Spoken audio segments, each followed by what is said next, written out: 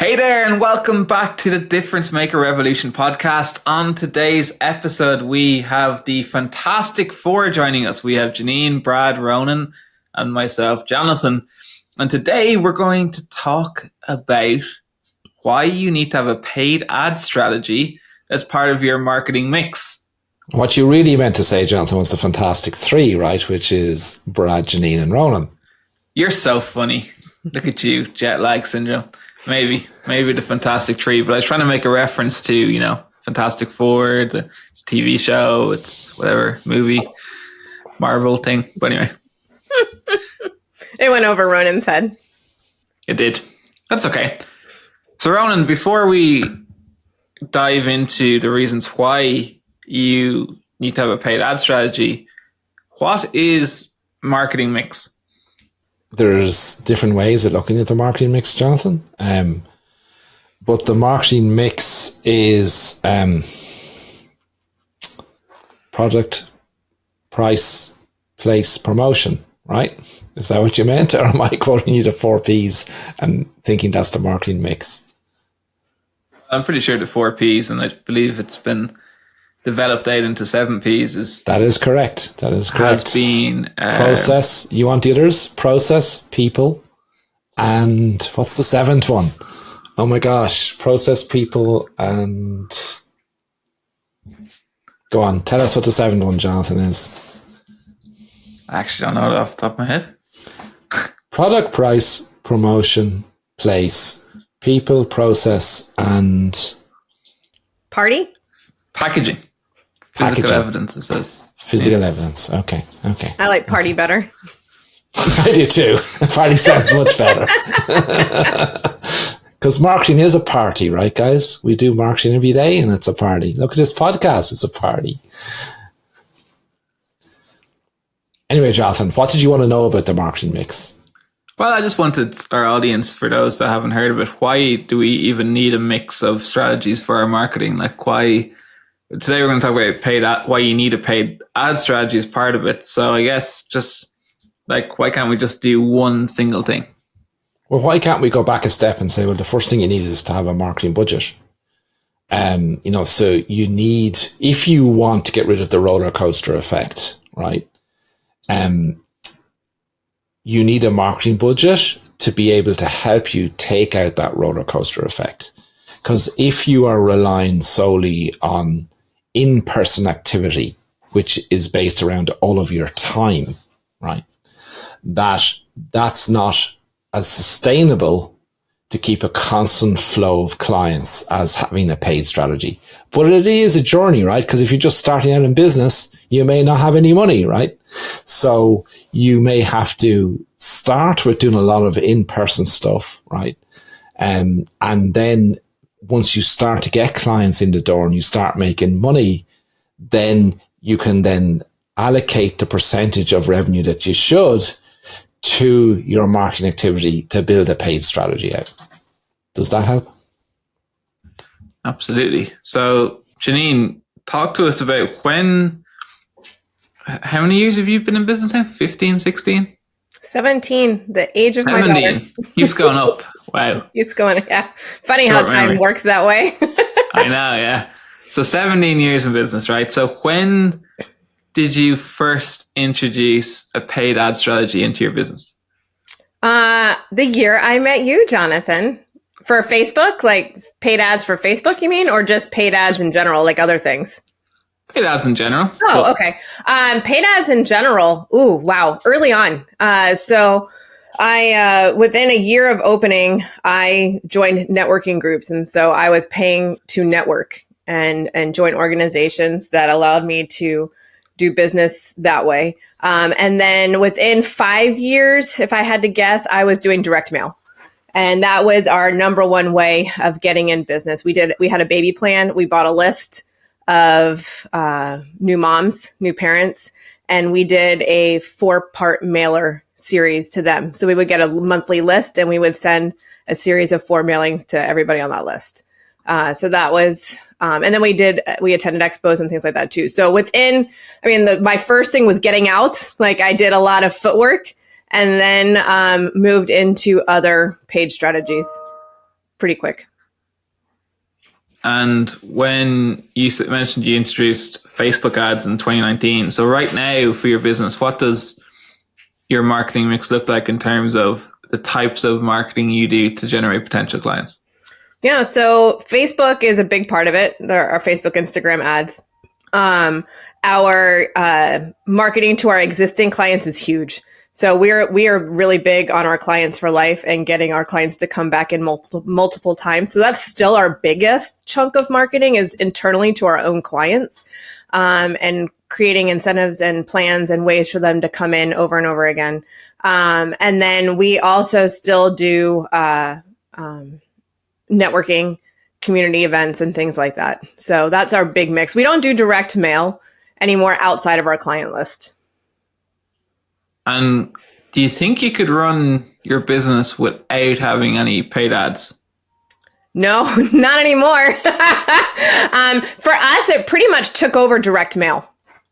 And it's great because unlike direct mail, for anybody who's run direct mail, it's hard to track. It's really hard to track. And so with our paid ads, I love the ability to be able to track what's happening and to be able to adjust so quickly. When you're doing direct mail, I mean, oh my gosh, the process of having to do your design, get things professionally printed, get them out in the mail. And if you can't tweak on the fly. So, the beauty of Facebook and online advertising in that regards is you can tweak and you can change things without the cost of printing.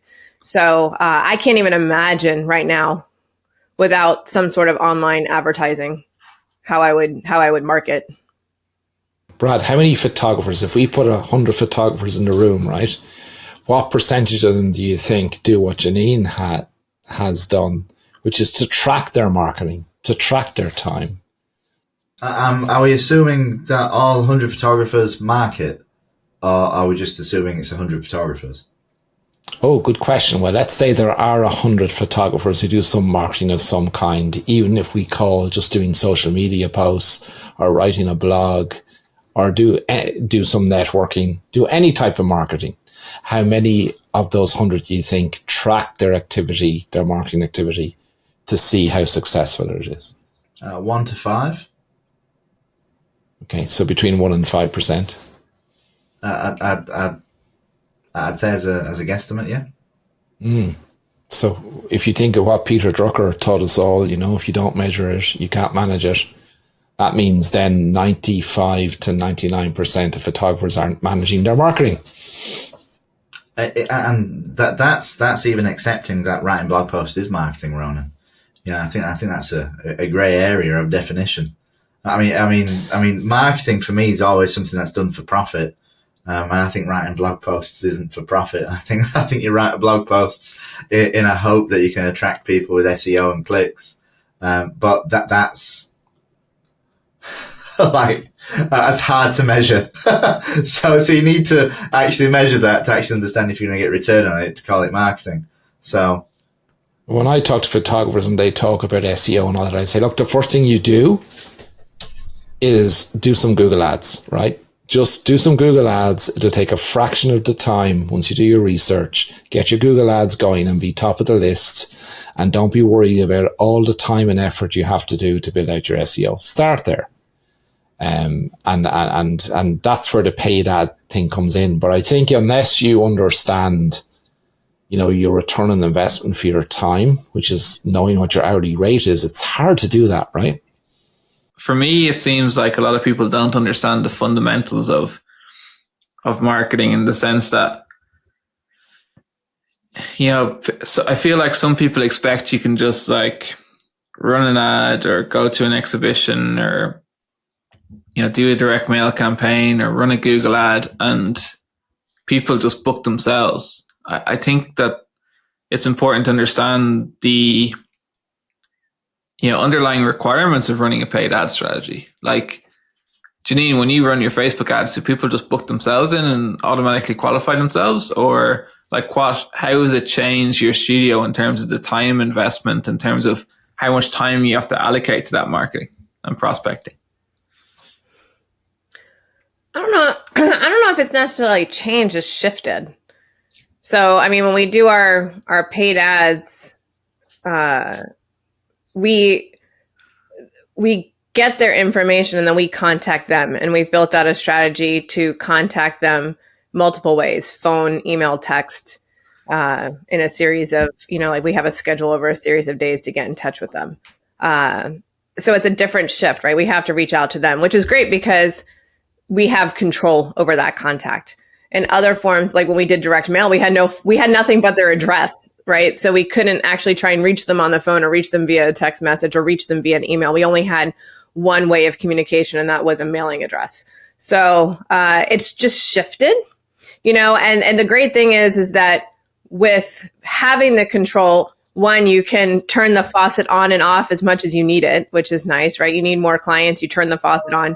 And then you also have the ability to prepare for your phone calls that you're making. So when people are calling you from a mailer or whatever, it could ensue a game of phone tag if you're not available to answer the phone.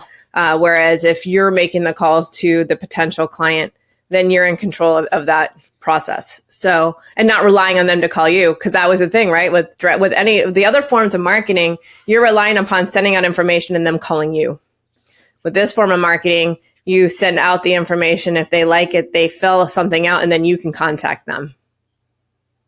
So it's just shifted, I guess. I don't know if that... Yeah, I guess, do you think that a lot of photographers don't understand that, the marketing, I feel like, and I could be wrong, this is just an opinion, an assumption, but based on speaking to some of them and seeing some of the comments, it feels that, and especially when they first come in, when we're training them how to actually install a proactive marketing system, it's almost as if there's an expectation that the client does all the work when you're marketing your business and that the clients just come. But I think it's so important to understand this mindset of prospecting as part of your paid ads strategy that, Okay, I see what you're saying. So you're saying a lot of photographers have the field of dreams, or as you like to call it, Muppets in space mentality. That's Brad's mentality. That if you build this amazing product, that people will just flock to you.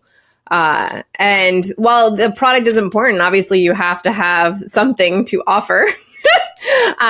You still have to do the work to get people to come in. You can't there's very few brands, as you would call it, in the world. And even those work to get their clients. Disney, people don't just magically show up on their doorstep. They have a very in-depth plan on how they build that. And so you're right. I do think a lot of photographers think they just perfect their art and they get better at what they do, and they post images out on social media, build a website that people will just call them and book in sessions. So Brad, why do you think it's important to have a paid ad strategy as part of your marketing mix? And guys, today when we're talking about marketing mix, we're not talking about the 7 Ps and the 4 Ps. We're talking about the marketing activities. So maybe we should rename it to paid ad strategy as part of your marketing activities rather than mix to avoid confusion. But why do you feel like it's important to have a paid ad strategy in your business? I suppose it comes down to definition of business.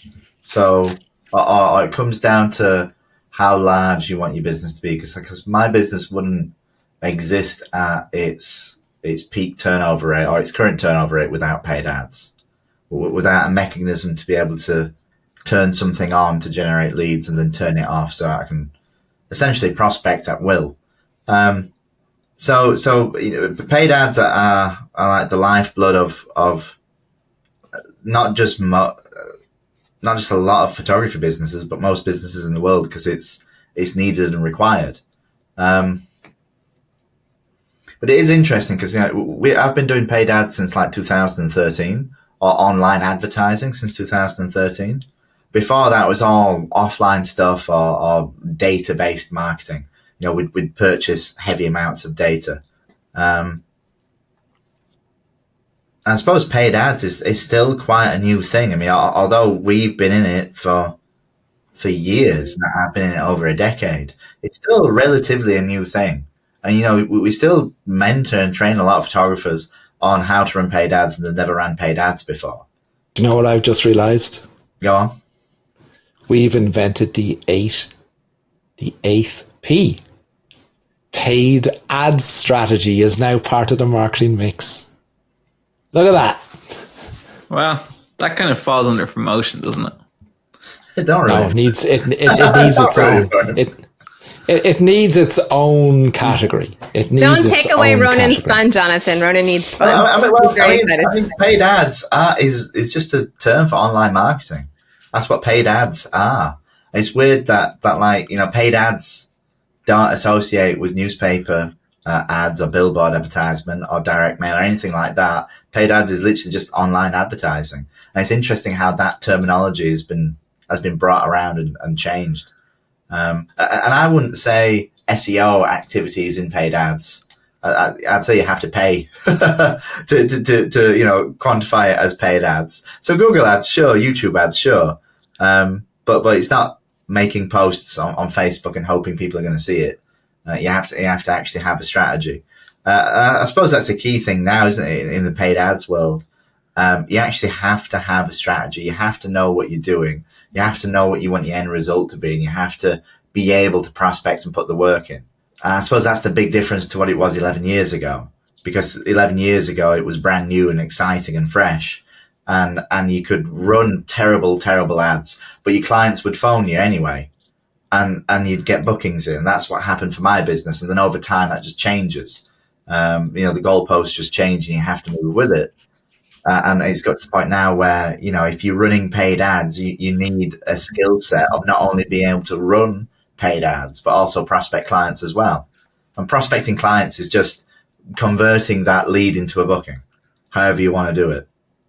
But isn't it not? I agree with you, Brad. That's the skill set piece. But there's a big mindset piece here, because I don't know how many forums I'm on where I see the consumer, my client, doesn't value me. They don't value me as a photographer. They don't value my work, and it's everywhere. Like, it's everywhere in our industry. And you see people who come into the Difference Maker Revolution at the beginning and learn how to do their paid ads, right? And they struggle to overcome this idea that, how come everyone doesn't value me? Every prospect that fills out my form doesn't want to be my client. Like, it's a big part of this that you've got to realize. You've got to realize that not everyone is your client, and no matter what marketing you do, not everyone is your client, right? Even if you look, we talked about multinationals a while ago, and the likes of Coca-Cola, right? Do you think Pepsi drinkers don't see a Coca-Cola ad? Does that upset Coca-Cola when they continue to drink Pepsi? No. It's just part of every marketing. Not everyone is going to be your client. And when you do this marketing right, it means it's working. When somebody makes contact with you, or you make contact with them, and they're not right for you, that means you're doing it right. It means you're doing it right. So I don't know how we overcome that. Janine, as a photographer, any ideas how we overcome that mindset thing? Oh, how come not everyone values me? They just don't know, walk in and I create amazing artwork for them. And I'm going to frame an amazing gold frame that's 60 inches wide, that's going to sit in your living room forevermore and mean that you've left a legacy to the world. So Ronan, you're so funny. I love when you get all animated. It's a matter of getting out of your own head, honestly. And this is, to me, where networking did so much good for me, because in the beginning I had that mentality. Oh, it's so different as a photographer, and clients and this and this and that, and they don't value me. I had that in the beginning too. And then I got out networking, and you realize every small business faces the same freaking challenges. Hairstylists, cleaning people, personal chefs, realtors. I mean, like, you name the business, everybody has the same challenges. Tim and I had a conversation. One of his clients for life used another realtor. He was like so devastated about it. And I'm like, look, it happens to everybody, and so when you get out of this mindset that it's just you and it's unique to your photography and that it's a business thing, and you take that rejection away. This isn't someone rejecting my art. And I think that's where, and honestly, Ronan, and I get it, because it still does twinge me when I see a client of mine use another photographer, because we build such personal relationships with our clients. I mean, we are getting into their souls and their minds to elicit these expressions from them. And so when it is like a stab through the heart because we take it so personally. And it's a matter of realizing that we have to take it personally, obviously, in order to make these connections with people. But then you somehow have to put this shield up that you can't take it personally when someone doesn't use you, because it is just business. And I know Brad talks about it a lot, that it's exposure. And the more exposure you have to people choosing you and people not choosing you, the more you realize that it's not you. It's just the way business flows. I think that helps a lot too. But it's interesting getting into the business. I photograph a lot of high school seniors, and a lot of them love photography. And last week I actually had a mom say, so my daughter, we actually did her senior session with her camera. That was part of her personality portraits. And so the mom asked me, and she's like, Janine, so what do we're starting to look at colleges. What do you recommend for photography schools? I'm like, don't go to one. I was like, your daughter can learn her photography anywhere. Send her to business school. Like, she needs to get a marketing degree, a finance degree, some kind of business degree, because she needs to learn how to run her business. She can learn the photography anywhere. You don't need a 4-year college degree for that.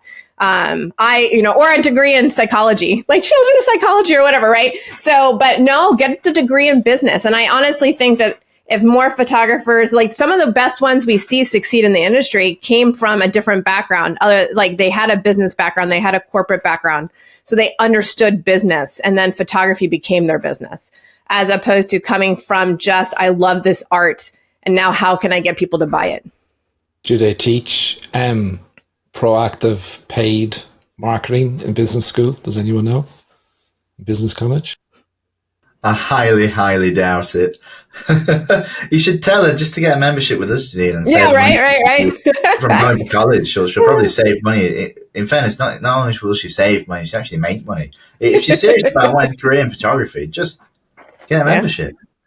Well, I'm never going to tell another parent to say no to college. A degree in finance can do wonders for your life.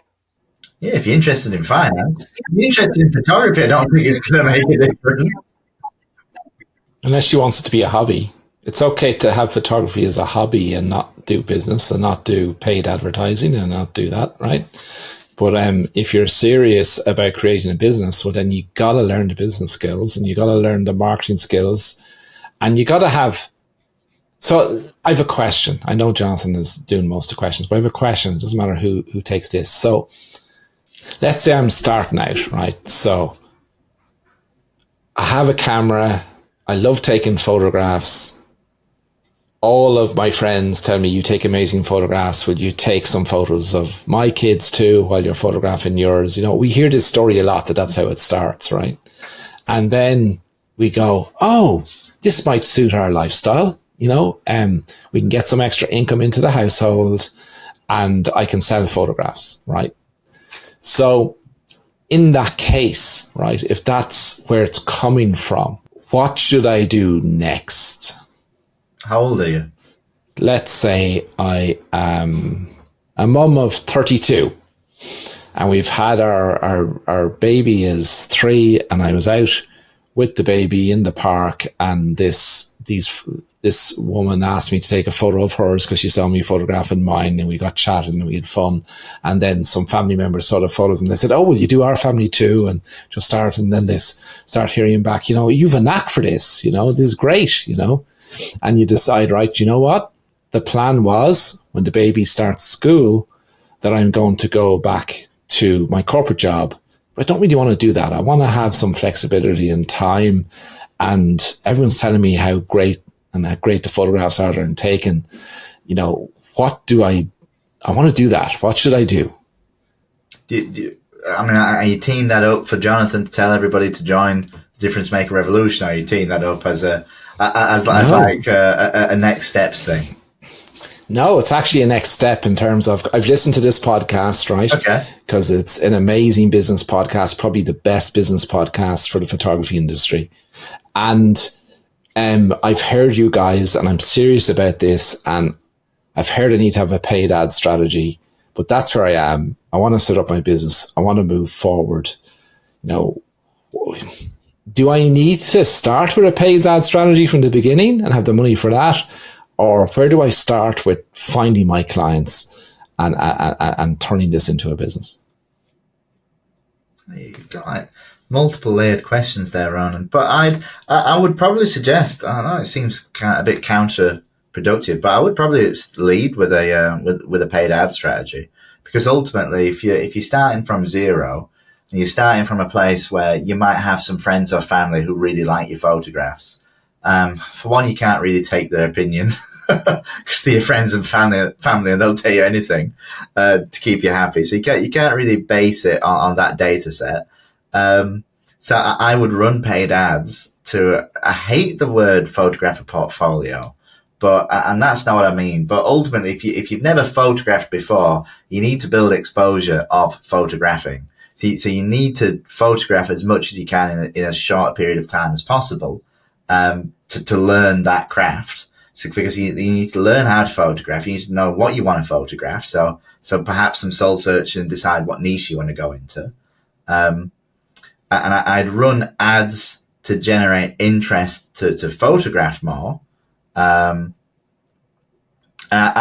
would probably eliminate the stress of purchasing out of them, and just operate with a camera, because you have to learn that skill set first, and then develop interpersonal skills, develop communication, and then settle on a sales system, and then start, working on pricing and deploy it. So you think, Brad, that paid ads comes really early in that journey? Yeah, I'd say paid ads right at the start, because how else are you going to be able to attract? I mean, you might be able to put it on your Facebook page and get some form of interest if you've got a lot of friends, but if you're introverted and don't have any friends, you need to buy traffic. You need to buy data, people. So I'd always run paid ads. I've done that from. I know this is not photography related, but I have a property portfolio, and years ago I was even an estate agent for a brief period of time, or had a silent realtor business. Or realtor business, if you're an American. And I just ran ads. That's how I got my clients. I just ran ads. I just ran paid ads, and got clients. And I had no basis. I had no idea what I was doing. I just rock up and try and value somebody's home and then try and sell it.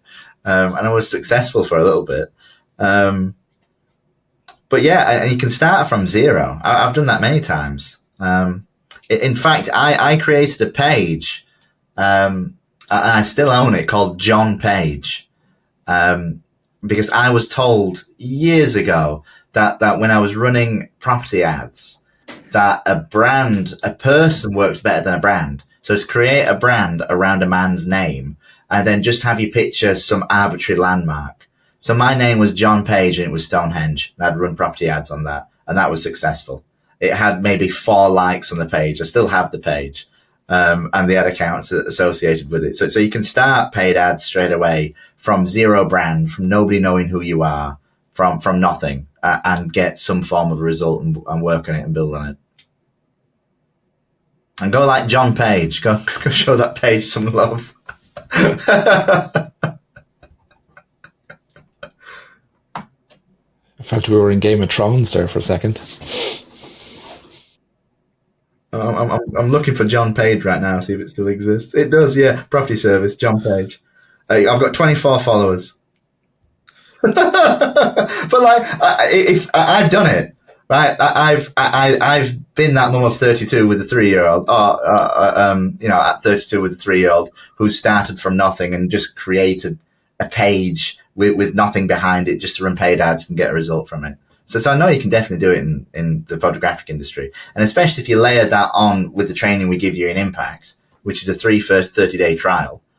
So why not go take that training and deploy ads? And, you can't use that name, though. That's my name. John Page and Stonehenge is mine. Interesting. Janine, where does paid ads fit for you? You mean at the get-go? Like from the start, if I was that person that Ronan was talking about? Yeah. So I'll give an opposite opinion just for fun. Because I do like Brad's. But if we're looking at an opposite, let's say you have $0 and you have to start your business with absolutely no money. So you don't have whether if you're that woman and her partner says absolutely not, you can do this, but you're not spending any of the household money in order to do it, right? Because that could be a scenario. So let's take that scenario. Then doing what Brad said initially, you have to have the experience. You can't start a business and start charging for people to use your service until you actually know that you have. So like you got to get that exposure. So you can offer to do complimentary sessions for as many of your friends, like in your friend group, in your mom group, in your play group or whatever, photograph those kids. And then along with that, give them certificates to your service. So almost a register to win in a way, but not a register to win. So complimentary session plus a certain amount for them to come use your services and see what they're willing to buy.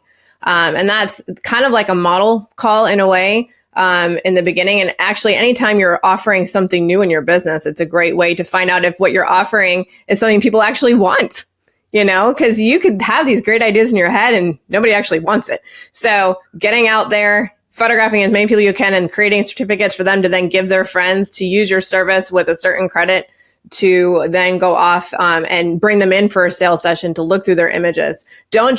The biggest mistake I've seen people do is they just give it all away for free without having them come in and give them like, what would you buy? Because everybody loves the free and they'll like, thanks for my 200 images, right? But you don't even know if they liked them. They're going to say they like them, of course, but it's that that they'll like them if they put their money at them and tell you what it is that they want to buy. And that's how you'll start deciding what types of poses that you're offering will sell and what types of mixes will sell and things like that. So it's a very necessary part of the process to develop your business. So if you have zero marketing budget on day one because you just have zero money, that's what I would do. Or if you've 3 cameras, sell one of them. Yeah. You don't need 3. Well, someone starting off might not have 3 cameras running. They barely might have one. You never know. I've seen it. I've had a conversation with a photographer at a convention who's in business for 8-9 years. I've never managed to create a success of it. And she says, I have no money to do paid advertising. And I said, how many cameras do you have? And she said, 3. I said, sell one of them and get started. Mm-hmm. And she said, no. She wasn't willing to. She'd no money, so she'd no money to do this properly. But she had an asset she could sell that she didn't need, but she couldn't do it. I guess for those people, you got to consider, are you actually in business or not? And, it's okay to just put your hand up and say, yeah, I want to keep my 3 cameras, but I'm going to have to get a job and I'll do photography as a hobby. That's perfectly okay. Like running it comes back to Janine and Brad. Janine was saying this like a couple of weeks ago. I remember she had like a hissy fit about members seeing on the outside her success and not realizing the amount of work she puts into running her business. Yeah, did you say hissy fit? His studio. Hissy fit, like you were like just like you were like, they don't understand how much work. I'm here at like 7 a.m. and I'm here till whatever, and I'm making calls and I'm servicing clients and I'm running ads and I'm doing all this thing. Running a business takes work. That's just the reality of it. Yeah. And if we have some really great members who do run good businesses and who do the work, but it's a mindset. Like you have to want it. You can't just rock up and expect it to magically happen. You got to put in the required effort. That's just the reality of it. I think so many people, like educators, not in the photography industry, but everywhere, sell this dream that, oh my God, you can do this in like 3 seconds a day. You click 3 buttons and you're going to make loads of money. Like, it's just BS. It doesn't happen. So make your choice. Like, get a job and do photography as a hobby or maybe part-time, or, go all in and put in the actual work required to run a successful photography business. And if you want to know how to do that, then you need to be in the inner circle, because we give you the full system for successfully implementing a marketing system, a sales system, and a financial system that is going to allow you to build that business of your dreams. So if you want to, when you decide that you do want to actually build a proper photography business, just click the link below and book a call to discuss how Inner Circle can help you. And we're excited to see you in the community. All right. So we look forward to seeing you on the next podcast. That's it from us today. Bye for now.